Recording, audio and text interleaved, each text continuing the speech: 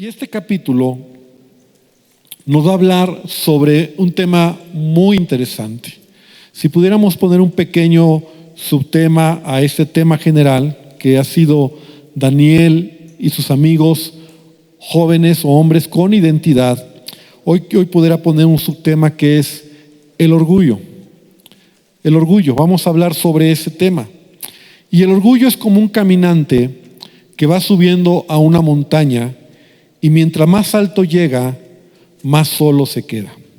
Yo estaba pensando en esta idea desde la mañana, ¿no? El orgullo es como un caminante que va subiendo una montaña y mientras más alto llega, más solo se queda. Si hay algo que Dios desprecia, lo encontramos en la Biblia, es el orgullo humano. Y el orgullo nos intoxica, el orgullo nos enferma, el orgullo nos deja solos, el orgullo nos destruye. El ser humano puede vivir afectado en su corazón cuando en él hay orgullo. Y si no, quiero que reflexiones conmigo por un momento. Por orgullo se puede perder un matrimonio. Por orgullo nos quedamos sin familia.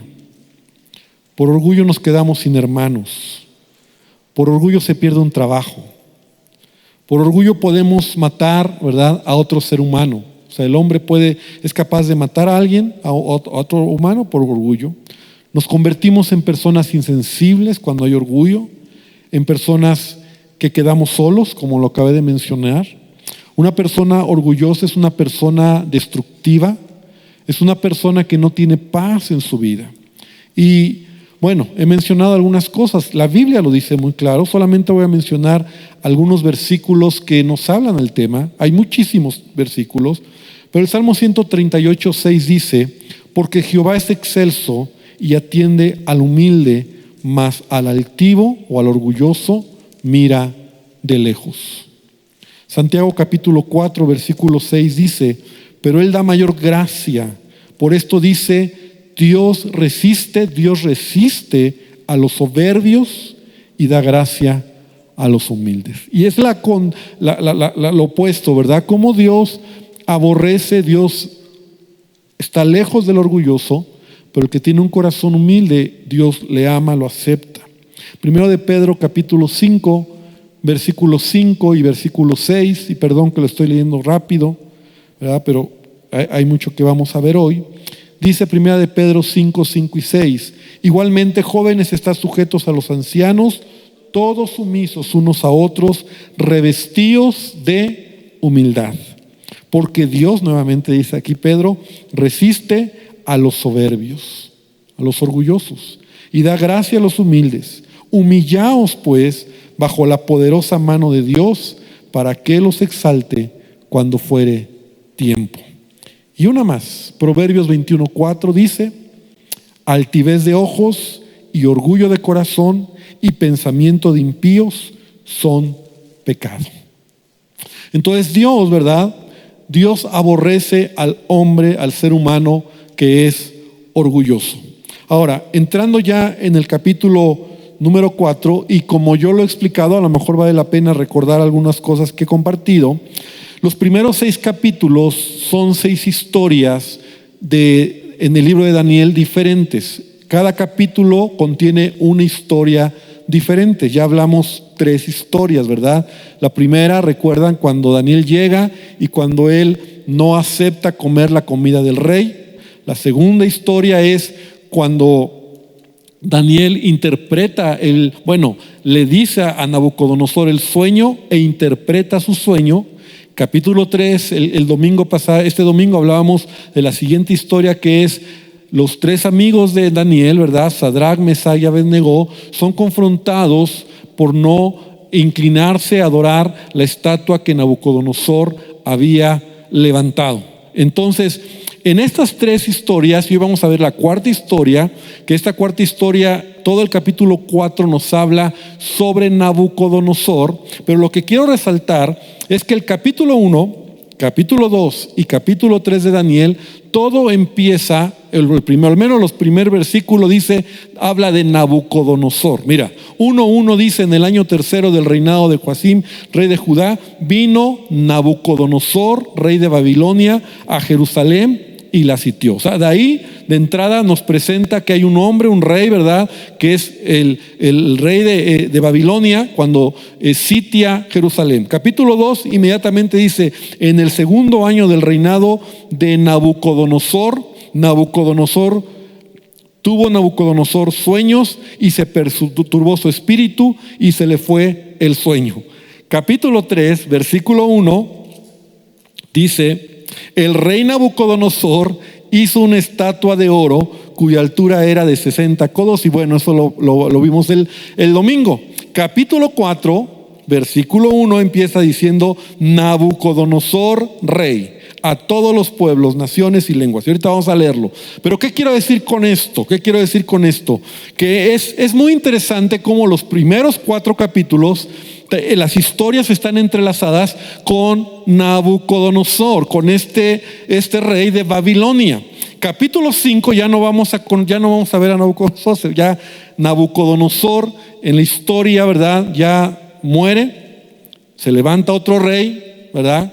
Entonces es interesante lo que estamos aprendiendo, no solamente de Daniel, de sus amigos, sino también de la vida de este hombre. Ahora, si tú has estado atento a lo que Nabucodonosor hace, sin duda que hemos aprendido que es un dictador. O sea, Nabucodonosor es un dictador. La verdad es que es un hombre que él hace edictos, él dice lo que se tiene que hacer, él define lo que es bueno, él define lo que es malo.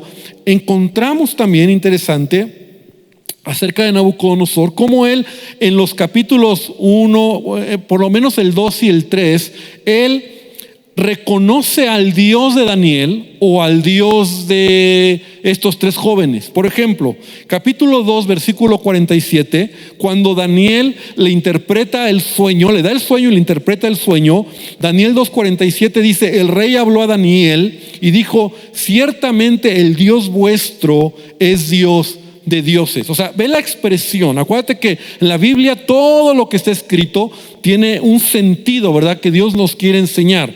Entonces Nabucodonosor está reconociendo el Dios de Daniel, ¿no? Dice: el Dios vuestro es Dios de dioses, el Señor de los reyes, y él revela los misterios, pues pudiste revelar este misterio. O sea, para Nabucodonosor el Dios de Daniel tiene poder. Capítulo 3, vamos al capítulo 3, versículo 28 y 29. Después de que estos 3 jóvenes salen intactos del horno de fuego, entonces dice que Nabucodonosor dijo: bendito sea el Dios ¿de qué?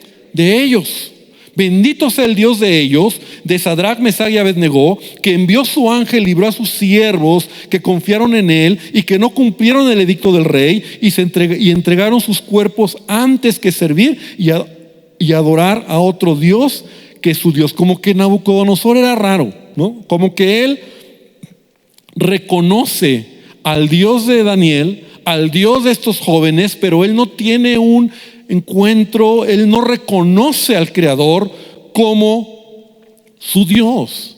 Nabucodonosor era un hombre que, por lo tanto, era idólatra, era un dictador, no tenía temor de Dios. Y entonces sigue diciendo en el versículo 29: por lo tanto decreto que todo pueblo, nación o lengua que dijere blasfemia contra el Dios de ellos, no contra el Dios de Sadrach, Mesach y Abednego, sea descuartizado, por cuanto no hay Dios que pueda librar como este, ¿no? Entonces esa es la personalidad de este hombre, la personalidad de este rey Nabucodonosor, un hombre que es impío, que no tiene temor de Dios, que ve el poder de Dios, pero no tiene una experiencia personal de lo que puede ser Dios en su propia vida. Encontramos entonces que los primeros 4 capítulos también vamos a aprender algo interesante sobre la vida de Nabucodonosor. Sin embargo, el capítulo 4, lo que hoy vamos a aprender, ¿verdad?, es como una autobiografía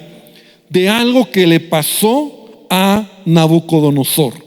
Es decir, es una autobiografía. Vamos a ver cómo él mismo, de hecho, parece que él mismo es el que lo está declarando, lo está escribiendo, su propia experiencia. Una situación que él vivió y que es interesante que nosotros podamos entender, porque todo tiene que ver con el orgullo en la vida de Nabucodonosor, ¿verdad? Un hombre, un rey, dictador, malo, violento, orgulloso, sin Dios, lejos de Dios. Y entonces vamos a ver qué es algo que le sucedió a Nabucodonosor en su reinado. Es una autobiografía, es una experiencia personal que él tuvo. Por eso es tan interesante. También representa, vamos a aprender en este capítulo 4, que esta historia representa la vida del ser humano. O sea, lo que el hombre puede llegar a ser cuando se llena de orgullo. También habla de eso. Vamos a aprender de él cómo el ser humano es fácil que se llene de orgullo, y cuando se llena de orgullo se desvía del propósito y de su temor y de honrar a Dios. Y número 3, nos habla de la locura que un hombre en eminencia como Nabucodonosor puede llegar a vivir a causa de su orgullo y su soberbia. Es decir, como decía al principio, a mayor orgullo, una persona se va quedando cada vez más sola. A mayor orgullo, una persona empieza a hacer locuras, empieza a hacer cosas que están fuera de lo normal. Y de hecho nosotros lo podemos ver en la vida, en la historia de la humanidad, hablando por ejemplo de gobernantes, de dictadores, de reyes, ¿no? de presidentes. A veces tú mismo dices, ¿cómo es posible que estos hombres tuvieron tal poder, tal influencia? Su orgullo los llevó a cometer toda serie de barbaridades. Situaciones que como Nabucodonosor fueron situaciones que salen de lo que tú puedes imaginar que un ser humano puede hacer. Te voy a poner algunos ejemplos, ¿no? Por ejemplo, Alejandro el Magno. Ahora no voy a detener a hablar de cada uno de ellos, pero si hemos leído un poco de historia, estos hombres, estos líderes tan poderosos, dictadores, gente que estuvieron al frente de grandes imperios, ¿no? Cometieron tantas locuras que Nabucodonosor no es la excepción. Te estoy hablando, por ejemplo, de Alejandro el Magno, de Nerón, de mismo Herodes, de Napoleón, Hitler. El domingo hablábamos de estos dos hombres, Kim Il-sung y Kim Jong, ¿no? Los que han muerto, que fundaron Corea del Norte y que actualmente el nieto es el presidente, y es una locura ese país, ¿no? Y podríamos seguir hablando de más gobernantes que tienen poder y no me quiero meter en rollos políticos, ¿verdad? Pero por eso me fui a los muy antiguos. Pero hay gobernantes que tú dices, ¿cómo es posible? Su orgullo les deja, o sea, todos lo ven menos ellos. Y a lo mejor si me meto pienso en alguno, por ejemplo Hugo Chávez, ¿no? Nicolás Maduro. O sea, hombres que están mal y que tú dices, ¿cómo es posible? Son gente que es dictadora, gente que la vida la ven totalmente mal, o sea, pero ¿cuál es la raíz de ese comportamiento? El orgullo. El orgullo.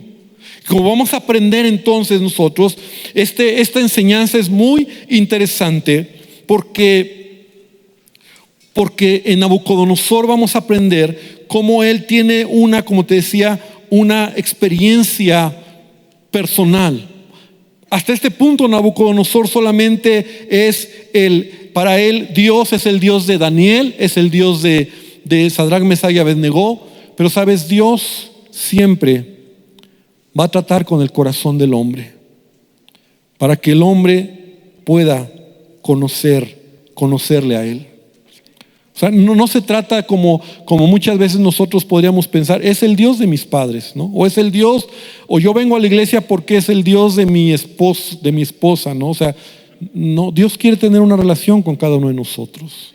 Dios se quiere acercar a nosotros. Dios quiere que tú tengas una experiencia personal del amor y de la misericordia de Dios. No es lo que yo heredé o porque mis papás vienen a la iglesia o son cristianos, pues yo también no. Tengo que tener una experiencia personal porque así es Dios. Jamás será como de manera lejana. Dios quiere acercarse a cada uno de nosotros.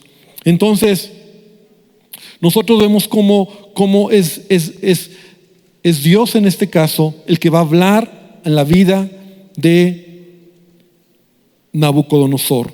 Entonces yo quiero que podamos ahora sí entrar aquí al capítulo 4, después de toda esta, que es importante entender esta introducción. Los primeros versículos entonces dice: Nabucodonosor, rey, y bajo este entendido vamos leyendo, y ayúdame en tu Biblia o lo estás leyendo aquí atrás, a poder ir entendiendo y poniendo atención a lo que estamos leyendo.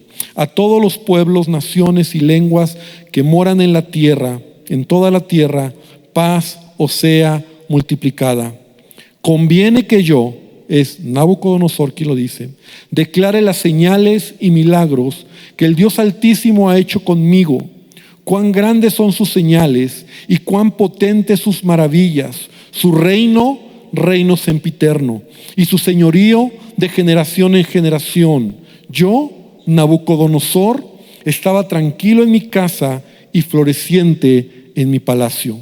Y vi un sueño que me espantó, y tendido en cama, las imaginaciones y visiones de mi cabeza me turbaron. Por esto mandé que vinieran delante de mí todos los sabios de Babilonia, para que me mostrasen la interpretación del sueño. Y vinieron magos, astrólogos, caldeos y adivinos, y les dije el sueño, pero no me pudieron mostrar su interpretación, hasta que entró delante de mí Daniel, cuyo nombre es Belsasar, como el nombre de mi Dios. Eso es interesante. Fíjate, Daniel, el nombre que tenía era el nombre de un dios, de un ídolo, ¿verdad? De Babilonia, como el nombre de mi Dios, y en quien mora el espíritu de los dioses santos. Entonces vamos a ver que este es otro sueño diferente al del capítulo 2, ¿no? Es un sueño diferente que también lo alteró a Nabucodonosor, como que de él soñaba mucho. Ahora, es importante recordar que esta cultura persia, Babilonia, era una cultura muy supersticiosa. Era una cultura que incluso los sueños era parte de cómo ellos dirigían sus vidas, ¿no? Algo así como el horóscopo, ¿no? O sea, por eso incluso menciona que había astrólogos, ¿no? Ahí dice que llamó a los magos, a los astrólogos, a los adivinos. Y esto habla de la clase de personas, y esto estaba en el nivel de gobierno, ¿verdad? Esta clase de personas que interpretaban, que dirigían mediante los sueños que las personas tenían el futuro. Es como estar adivinando, ¿no? Como estar diciendo: tu sueño fue este, entonces significa esto de esta manera. Pero era algo muy poderoso, muy fuerte en ese tiempo. Y entonces Dios va a hablarle a Nabucodonosor, esto es interesante, de esta manera. O sea, ¿quién va a escuchar un hombre como Nabucodonosor, como vamos a ver, tan orgulloso? ¿A quién le va a escuchar él? ¿A quién va a oír? Si aún ni a Daniel ha escuchado, si aún ni a los amigos de Daniel ha escuchado, entonces es Dios mismo el que le va a hablar de esta manera. A un rey que Dios no le importa, que incluso su orgullo humano le hacía creer que él era Dios, con D minúscula, ¿verdad? Que él era el soberano y nadie más arriba de él.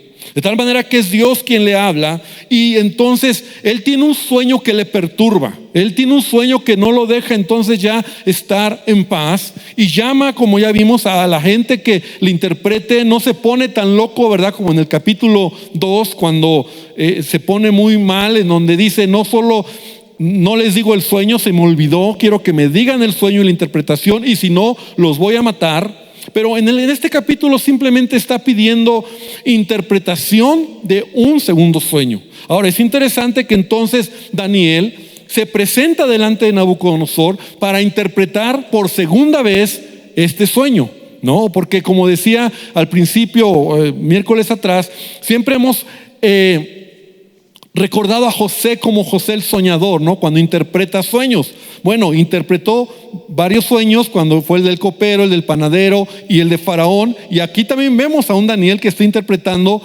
por segunda ocasión un sueño a Nabucodonosor. Entonces, versículo número 10, voy a ir brincando algunos versículos.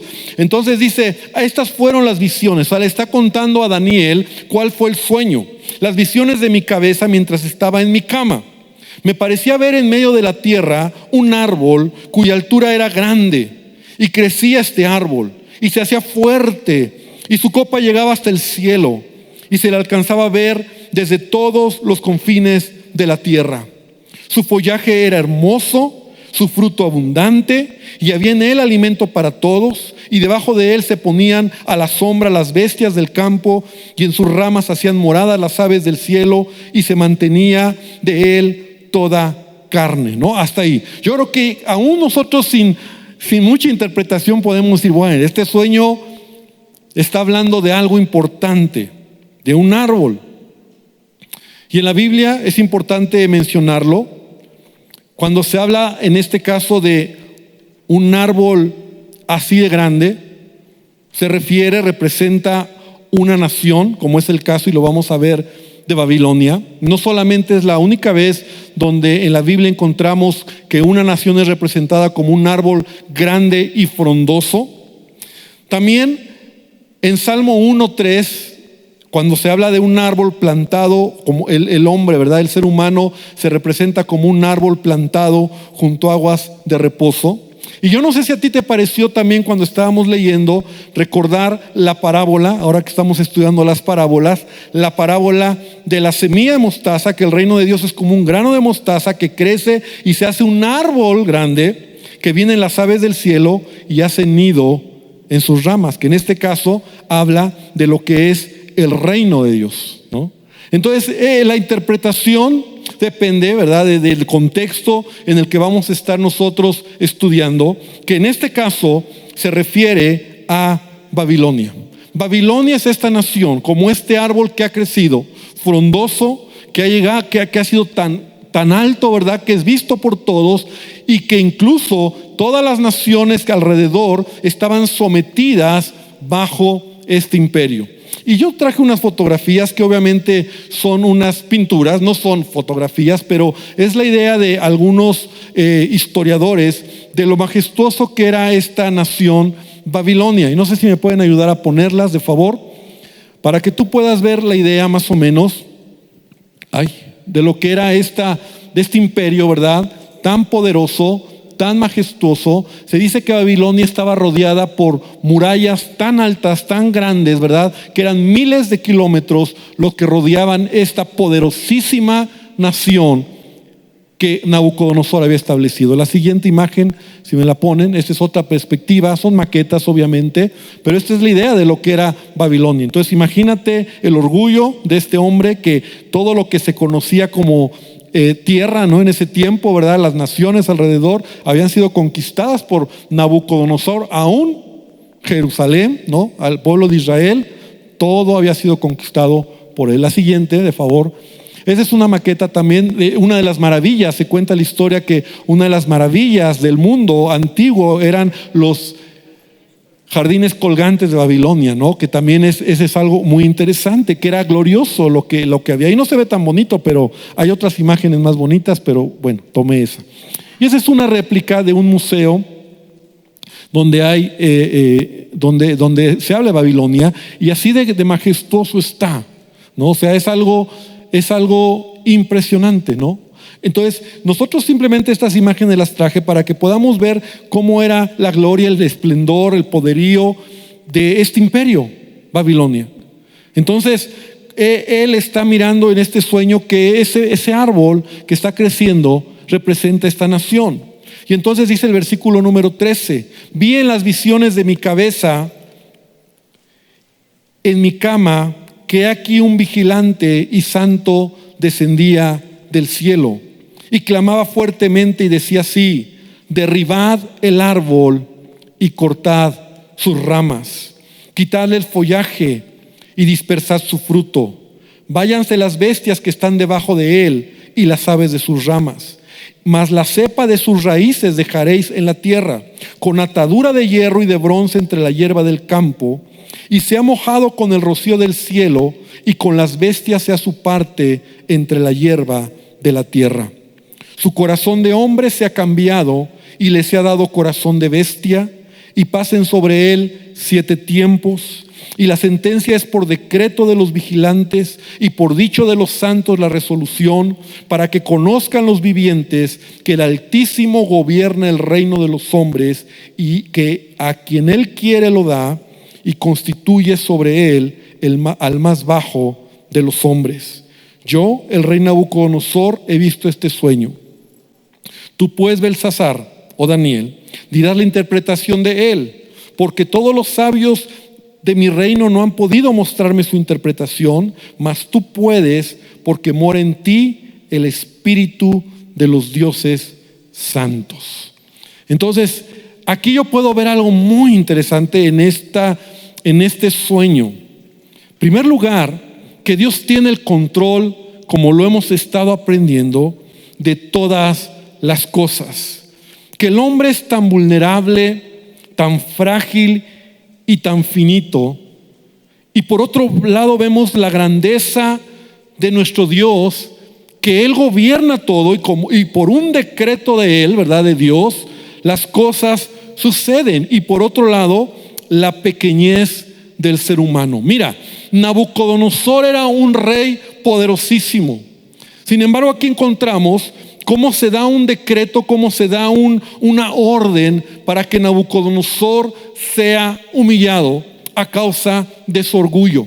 Esa orden se da, y entonces lo que me sorprende es en el versículo número 17, en donde dice: la sentencia es por decreto de los vigilantes. Esa palabra es una palabra aramea, porque muchos dicen, ¿quiénes son los vigilantes? ¿No? Como que ya nos suena un poquito así como a ficción, o como así películas de esas de los vigilantes. Y ya empezamos luego algunas interpretaciones así medio rollos, medio raros, místicos. No. Estuve estudiando, y esta palabra simplemente son seres espirituales, ángeles, seres espirituales que están a la orden de Dios para ejecutar decretos y para ejecutar órdenes que Dios establece en la humanidad. Porque así como en la Biblia encontramos que hay un mundo espiritual malo, ¿verdad?, cuando habla de principados, potestades, hay un mundo espiritual de donde Dios gobierna, y donde a lo mejor tú y yo estamos estamos acostumbrados a lo natural, pero hay seres espirituales que guían, que protegen, que guardan, ¿verdad?, ángeles, o que simplemente toman y actúan en lo que Dios está decidiendo. Estos vigilantes, ¿verdad?, se menciona, ¿verdad?, que son simplemente mensajeros que toman una decisión por el dicho de Dios. Entonces dice que ellos van a tomar una sentencia, y esa sentencia es algo que va a pasar sobre la vida de Nabucodonosor, en donde él dice: la sentencia es por decreto de los vigilantes y por dicho de los santos, la resolución, para que conozcan los vivientes, o sea, el ser humano, que el Altísimo gobierna el reino de los hombres, y que a quien él quiere lo da, y constituye sobre él al más bajo de los hombres. O sea, se está refiriendo a Nabucodonosor. Ese hombre tan orgulloso, ese hombre tan poderoso, Dios lo menciona como cualquier cosa. Y cuando entonces Daniel recibe ese mensaje, dice ahí que Daniel se quedó abrumado cuando Dios le estaba dando lo que era la interpretación de ese sueño. Así lo dice, mira, ahí en el versículo 18, en el versículo 19 dice: entonces Daniel, cuyo nombre era Belsasar, quedó atónito casi 1 hora, y sus pensamientos lo turbaban. ¿Cuál era la razón? Seguramente porque Daniel no solamente había recibido de Dios la interpretación, sino también porque pues ya tenía una relación con Nabucodonosor, ¿no? O sea, era su jefe. Tal vez cuando él sabe lo que le tiene que decir, Como dice el pastor Omar Herrera, se lo tiene que decir directo y sin anestesia, ¿no? O sea, te tengo que decir las cosas como son. Y Nabucodonosor le dice, dilo. Y entonces le dice, tú eres ese árbol, tu reino es ese árbol, que creció y que se ha hecho muy poderoso. Tu dominio ha alcanzado hasta los confines de la tierra, pero tu soberbia y tu orgullo hacen que seas derribado. Lo que va a traer un juicio sobre la vida de Nabucodonosor es su orgullo. Y aquí me quiero detener un poquito, porque el orgullo está arraigado en nuestra naturaleza. O sea, el ser humano, tú y yo, tenemos que reconocer que el orgullo es parte de nuestra naturaleza caída. Y siempre se va a mostrar de manera sutil. Para Nabucodonosor estaba llegando su límite, ¿verdad? Era como un momento, yo no sé cómo explicar aquí esto, porque es la soberanía de Dios, donde Dios tiene misericordia, Dios extiende su amor, pero hay momentos donde Dios dice hasta aquí. Y lo encontramos en muchos ejemplos. O sea, Dios puede amar, Dios puede extender misericordia, Dios puede tener paciencia, pero llega un momento en la soberanía de Dios donde Dios dice, hasta aquí llegaste. O sea, se acabó. Y por poner algún ejemplo, Sansón, hasta aquí llegaste. O sea, llega un momento en donde así sucede. Yo mismo lo he vivido, lo he visto en mi vida ministerial, ¿verdad? Donde a veces tú dices, hasta ahí, ¿por qué? Hasta ahí llegó esa persona. Dios en su soberanía interviene y entonces vemos cómo el problema de Nabucodonosor era el orgullo. Un orgullo, era un dictador, era un hombre malo, era un hombre violento, era un hombre que simplemente hacía y deshacía a su gusto. Entonces vemos cómo Dios dice, hasta aquí llegó tu soberbia, hasta aquí llegó tu orgullo. Ahora, el mayor nivel de orgullo que el ser humano puede tener en su vida es olvidarse de Dios, es darle espalda a Dios, es creer que el hombre es el centro de todo. Ese es el mayor punto donde el ser humano está reflejando un orgullo que lo va a llevar a la destrucción. Y acuérdate que Babilonia representa el sistema mundial. Babilonia representa este mundo. Babilonia representa lo que el mundo y la sociedad está tratando de permear en el ser humano, y es una vida lejos de Dios. Y ese es el mayor grado donde un hombre puede vivir, ¿verdad? Cuando le da la espalda de Dios, cuando él mismo se cree Dios, cuando él mismo se cree autosuficiente. Somos tan vulnerables, somos tan finitos, somos tan débiles comparados con lo que es la creación del mundo. Y cuando tú alcanzas a mirar todo lo que Dios ha creado, lo impresionante que la misericordia de Dios nos mantiene en esta tierra con vida, ¿cómo puede ser que el orgullo del hombre le haga creer que el hombre es el centro de todas las cosas? Y entonces por eso Pablo en Romanos capítulo 1 versículo 21 dice, hablando del orgullo del ser humano, dice, pues habiendo conocido a Dios, no le glorificaron como a Dios, ni le dieron gracias, sino que se envanecieron en sus razonamientos y su necio corazón fue entenebrecido. Profesando ser sabios, se hicieron necios. Y eso es el corazón del ser humano. Cuando el hombre se olvida de Dios, cuando el hombre le da la espalda a Dios, cuando el hombre siente que Él es Dios con D minúscula, ¿verdad? En ese momento es el mayor grado de orgullo, de soberbia que el hombre puede tener. Y de ahí para abajo hay muchos niveles de orgullo. Deuteronomio 8:17, Dios ya le decía al pueblo de Israel, cuidado y digas en tu corazón, mi poder y la fuerza de mi mano me han traído esta riqueza. Sino acuérdate de Jehová tu Dios, porque Él te da poder para hacer las riquezas, a fin de confirmar su pacto que juró a tus padres, como en este día. O sea, no creas que es tu poder, porque el orgullo nos puede hacer creer que es nuestra manera, es que yo lo logré. Es un hilo tan delgado donde el corazón del hombre se puede ensoberbecer, enorgullecer y creerte, ¿verdad?, que tienes. Por eso tenemos que entender que Nabucodonosor llegó a un punto donde Dios está diciendo: hasta aquí llegó tu orgullo.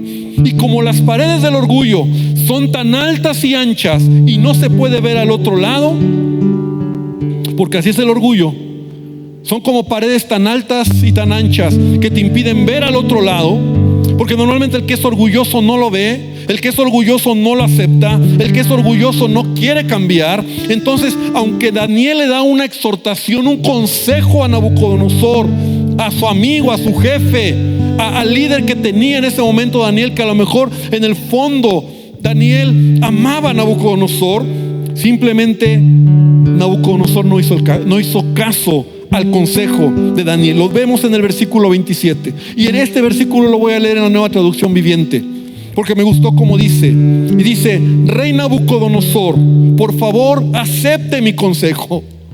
Deje de pecar y haga lo correcto. Apártese de su perverso pasado y sea compasivo con los pobres, y quizá entonces pueda seguir prosperando. ¡Wow! Qué manera de Daniel, como él está tratando de hacer cambiar el corazón de Nabucodonosor. O sea, le está diciendo: viene sobre ti un juicio, y ese juicio viene pronto, porque ya llegó el límite, ya llegó el punto donde Dios dijo: hasta aquí. Pero Nabucodonosor, arrepiéntete.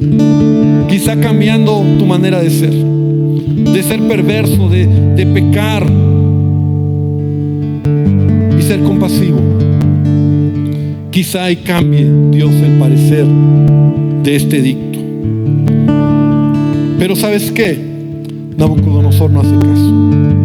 Y pasa un año, y como todo, se le olvidó. Se le olvidó lo que ese sueño en ese momento había impactado el corazón de Nabucodonosor. Y entonces el versículo número 30 dice que en una ocasión él estaba en su palacio, y estando ahí, él dice, dentro de sí dijo: ¿no es esta la gran Babilonia que yo edifiqué para casa real con la fuerza de mi poder y para gloria de mi majestad? El orgullo. Entonces él está en su corazón meditando, y él dice: wow, qué increíble soy. Wow, me rayé. Y todavía dice: aún estaba la palabra de la boca del rey, cuando vino una voz del cielo: a ti se te dice, rey Nabucodonosor, el reino ha sido quitado de ti, y entre los hombres te arrojarán, y con las bestias del campo será tu habitación, y como a los bueyes te apacentarán, y 7 tiempos pasarán sobre ti, hasta que reconozcas que el Altísimo tiene dominio en el reino de los hombres, y lo da a quien él quiere. Y en la misma hora se cumplió la palabra sobre Nabucodonosor, y fue echado de entre los hombres, y comía hierba como los bueyes, y su cuerpo se mojaba con el rocío del cielo, hasta que su pelo creció como plumas de águila, y sus uñas como las de aves. Mira qué tremendo. Esta historia nos habla que el juicio para Nabucodonosor, su orgullo fue tanto que él perdió la razón, que él quedó como loco, hasta el punto de actuar como una bestia por 7 años. Y así vivió Nabucodonosor. Y tú dirás, ¿cómo es posible? Sí fue posible. Porque sabes, el orgullo te lleva a vivir o a caminar de una manera incorrecta. Ahora está teniendo un juicio, un decreto de parte de Dios, y ya hemos leído que Dios humilla al que se enaltece. Entonces, por 7 años, 7 tiempos, ¿verdad? Cuando habla de un tiempo, en Daniel habla, un tiempo es un año, 7 tiempos son 7 años, y eso lo vamos a ver más a detalle más adelante. Pero nosotros podemos ver cómo por 7 años Nabucodonosor queda como loco, pierde la razón, actúa como animal, está como loco, pierde la razón. Y eso, Nabucodonosor, no pierdas de vista que él lo está contando como una experiencia propia que vivió. Hasta que dice que entonces en algún momento él pudo reconocer al Dios de los cielos. Entonces dice en el versículo, ya para ir aterrizando, dice: mas al fin del tiempo, versículo 34, yo, Nabucodonosor, alcé mis ojos al cielo y mi razón me fue de vuelta. Y bendije al Altísimo y alabé y glorifiqué al que vive para siempre, cuyo dominio es sempiterno y su reino por todas las edades. Amén. Aquí podemos ver ahora un hombre que ha sido transformado por una experiencia que Dios permite, que es humillado, y que en ese momento, o en esos años, no en ese tiempo, él tuvo que aprender una lección muy difícil. Porque aunque Dios preservó el reino, como lo leíamos, aunque Dios le guardó, aunque él regresó, ¿verdad? Dice que después de esto, en algún momento él tuvo entendimiento de lo que estaba pasando y él se arrepintió, ¿no? Encontramos en la Biblia casos así, hombres, mujeres que en momentos de crisis, en momentos de angustia, ¿verdad? Un clamor a Dios, un ten misericordia de mí, Señor, acuérdate de mí. Un Jonás que clama desde la muerte, en donde le está pidiendo ayuda a Dios, y Dios es bueno, Dios es misericordioso, porque Dios no quiere que nadie se pierda. Y fue lo que le pasó a Nabucodonosor. Un hombre que reconoce en ese momento, y cuando él regresa, la razón le es vuelta, ¿verdad? Entonces él empieza a declarar la gloria al Señor. Versículo 36 dice: en el mismo tiempo mi razón me fue de vuelta, y la majestad de mi reino, mi dignidad, mi grandeza volvieron a mí. Mis gobernadores, mis consejeros me buscaron, y fui restablecido en mi reino, y fíjate lo que dice: y mayor grandeza me fue añadida. Pero cerremos con el versículo 37, porque es una autobiografía de Nabucodonosor. Capítulo 1, versículo 1, empieza Nabucodonosor glorificando al Señor, y termina: ahora yo, Nabucodonosor, alabo, engrandezco y glorifico al Rey del cielo, porque todas sus obras son verdaderas y sus caminos justos, y él puede humillar a los que andan con soberbia. Amén. Da un aplauso fuerte a nuestro Dios. Lección aprendida. Pero hermano, hay dos maneras de aprender en la vida: por la buena y por la mala. Hay dos maneras de aprender en la vida: por la buena y por la mala. El camino corto y el camino largo. Y Nabucodonosor aprendió por la mala. Por eso lo opuesto al orgullo es el amor y el perdón. Amén. Hay un pensamiento que dice: cuando el orgullo grita, el amor calla. ¿Tú quieres realmente saber o medir si tu corazón hay orgullo? Mide cuánto amas, cuánto perdonas, porque eso habla de un corazón humilde. André Murray decía: el orgullo debe morir en ti, o nada del cielo podrá vivir en ti. Y me gustó. El orgullo debe morir en ti, o nada del cielo podrá vivir en ti. Y yo creo que es una lección que tú y yo tenemos que aprender. Nabucodonosor aprende una lección. Al final glorifica al Señor. Es lo último que vemos de la vida de Nabucodonosor. Hasta ahí se acabó la historia de Nabucodonosor, ¿verdad? Vamos a seguir hablando mucho todavía de Daniel y sus amigos. Pero yo quiero que esta noche podamos reflexionar nosotros en nuestro corazón. Porque a veces el orgullo nos puede destruir. El orgullo nos puede hacer perder mucho tiempo. El orgullo puede hacer que perdamos nuestras relaciones. Como te decía en un principio, el orgullo puede hacer que nuestro matrimonio, nuestra familia se vaya lejos por orgullo. Por eso Dios dice en su palabra, Jeremías 9:23 dice: así ha dicho el Señor, no se alabe el sabio en su sabiduría, ni en su valentía se alabe el valiente, ni el rico se alabe en sus riquezas, mas alábese en esto el que se haya de alabar, en entenderme y conocerme, que yo soy el Señor, que hago misericordia, juicio y justicia en la tierra, porque estas cosas me agradan, dice el Señor. Amén.